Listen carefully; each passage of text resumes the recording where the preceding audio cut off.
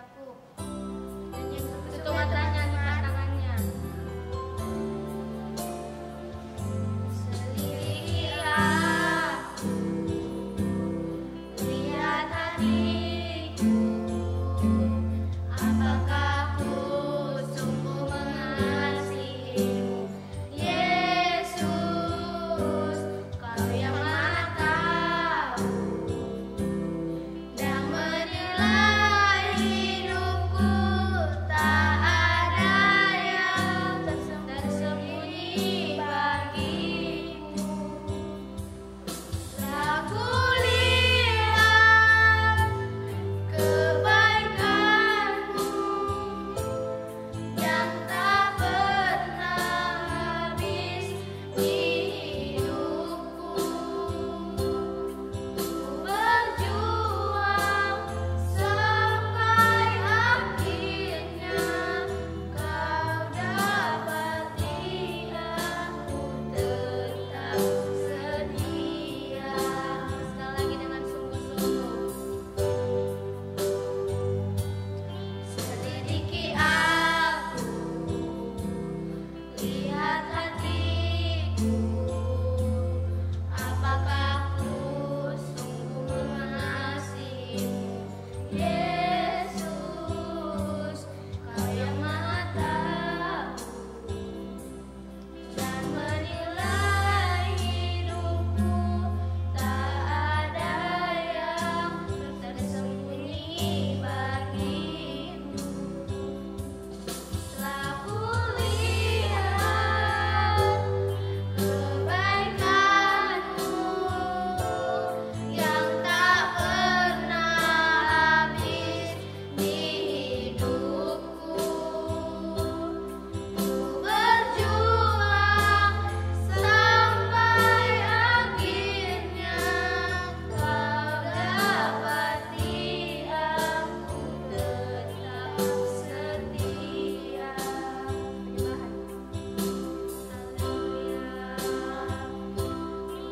Terima kasih Tuhan. Terima kasih Yesus. Haleluya. Bersyukur Tuhan. Haleluya. Saat kulihat kebaikanmu yang tak pernah habis di hidupku, ku berjuang sampai akhirnya Kau dapati aku tetap setia.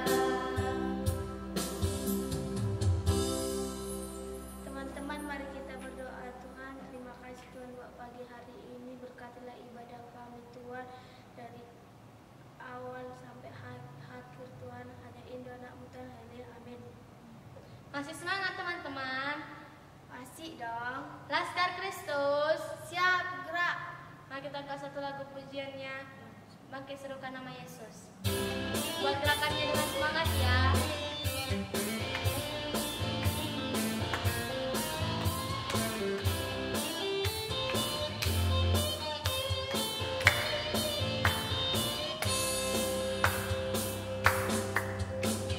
Bangkit serukan nama Yesus. Mari maju nyatakan kuasa-Nya. Kita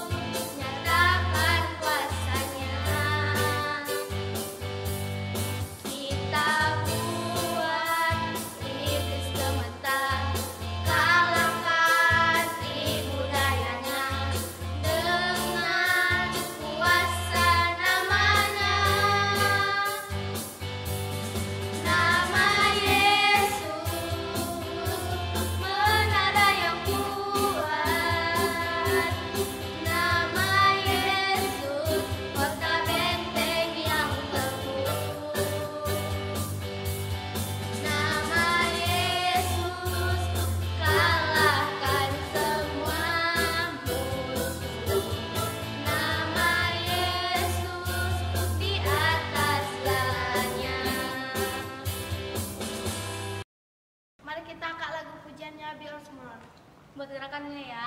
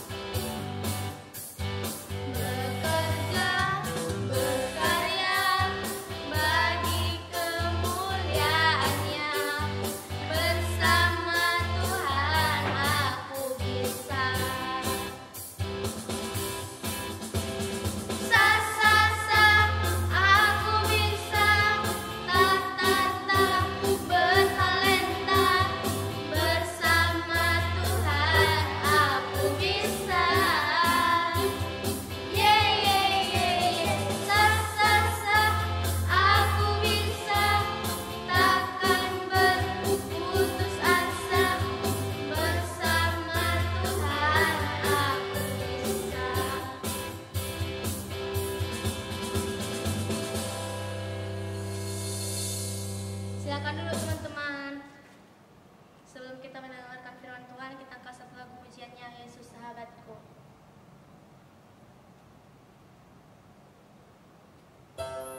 Tutup matanya, lipat tangannya dengan sungguh-sungguh.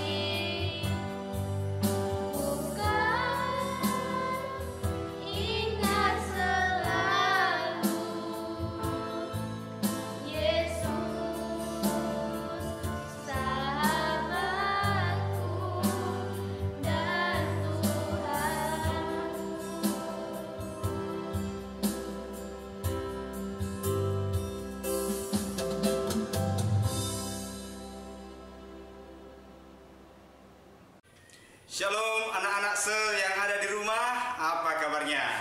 Pasti luar biasa, amin? Amin, ini sungguh luar biasa ya. Kita berjumpa di pagi hari ini. Saya ucapkan selamat hari Minggu. Nah, siapa di sini yang sudah minum air hangat pagi-pagi tadi? Saya sudah bangun.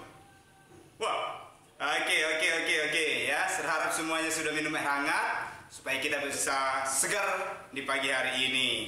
Baiklah, saya mau cerita tentang firman Tuhan. Namun sebelumnya kita berdoa terlebih dahulu. Lipat tangannya, tutup matanya, kita berdoa. Bapa di sorga, Bapa yang baik, kami bersyukur ya Tuhan atas kasih-Mu, atas perlindungan-Mu, atas kasih sayang-Mu bagi kami, sehingga kami masih bisa hidup, masih bisa bernafas, masih bisa melakukan aktivitas kami, hingga pada saat ini kami masih bisa mengucap syukur dengan datang beribadah kepadamu, sekalipun secara online ya Tuhan. Berkati kami semuanya, berkati anak-anakku semuanya Tuhan Yesus, agar mereka boleh fokus untuk mendengarkan firman Tuhan pada saat ini. Terpujilah namamu Tuhan, kami siap mendengarkan firman Tuhan. Haleluya, sama-sama kita katakan amin. Amin. Puji Tuhan. Haleluya. Bagaimana minggu lalu firman Tuhan yang sudah diceritakan oleh Miss Nugi? Wah, sungguh dahsyat ya. Ya, sungguh luar biasa bahwa Yesus pun juga dibaptis ya, dibaptis. Nah, sesudah Yesus dibaptis, ini kelanjutan ceritanya nih, ya anak-anak se.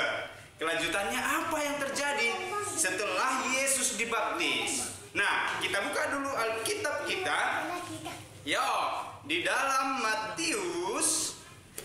Ayo, semuanya buka Alkitabnya, ya. Yo, dalam Matius 4 ayat 1 sampai 11 ya. Nah, Ser akan membacakannya bagi kita semuanya. Anak-anak Ser mengikutinya ya, mengikutinya. Oke, kalau sudah dapat katakan amin. Amin ya. Hitungan yang ketiga kita baca bersama-sama ya.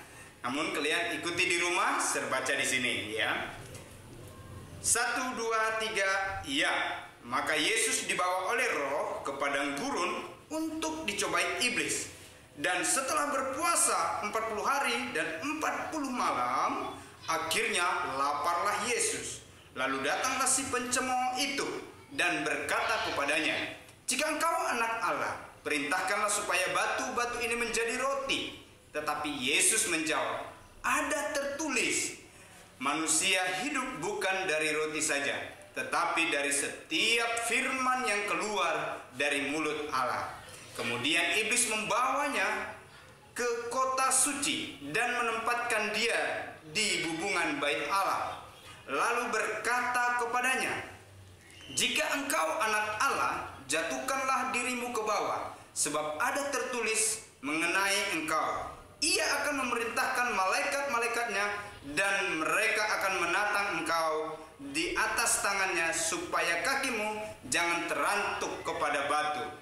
Yesus berkata kepadanya, "Ada pula tertulis, janganlah engkau mencobai Tuhan Allahmu."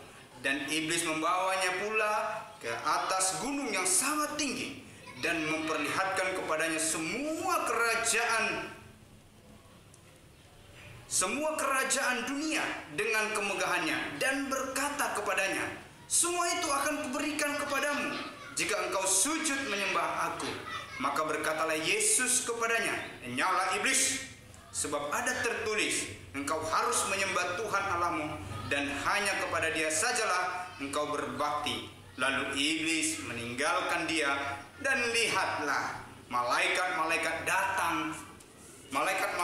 datang melayani Yesus. Nah, dari pembacaan ini sungguh luar biasa bahwa Roh Tuhan menuntun Yesus ke padang gurun, dan di sana dia berpuasa 40 hari 40 malam. Wow, ya, berpuasa artinya tidak makan, ya, tidak makan sama sekali.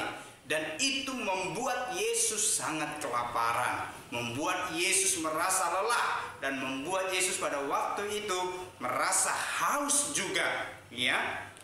Nah, dan di situasi yang seperti itu, anak-anak Ser, ya, iblis datang mencobai dia, ya.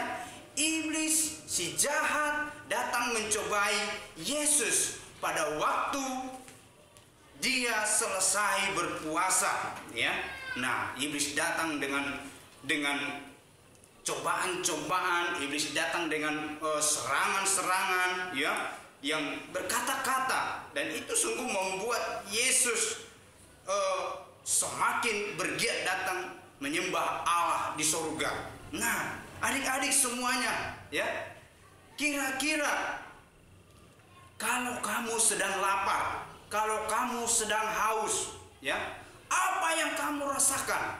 Ya, itu sangat luar biasa, ya, sangat luar biasa kegelisahan yang bisa kita rasakan, ya, sangat luar biasa yang bisa kita rasakan, kelemahan yang kita rasakan, ya. Jadi Yesus juga pada waktu itu merasakan itu, karena dia juga manusia 100% dan Allah 100%, ya. Jadi Yesus juga merasakan lapar, dia juga merasakan apa yang kita rasakan di dunia ini. Nah, anak-anakku, ya, semuanya, tetapi ketika Yesus dicobai, dia tidak patah semangat. Dia tidak bisa dikelabui oleh iblis. Dia tidak bisa dicobai oleh iblis. Karena apa? Karena Yesus mengingat yaitu firman Allah, ya.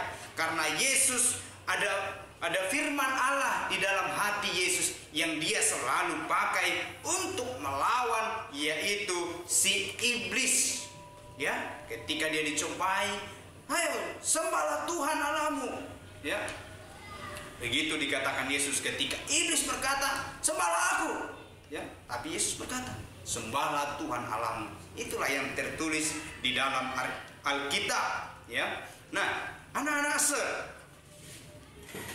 ketika kita, ya, mengalami kegelisahan, berserulah kepada Tuhan, ya. Nah, saya mau tanya dulu ini sama kalian semuanya.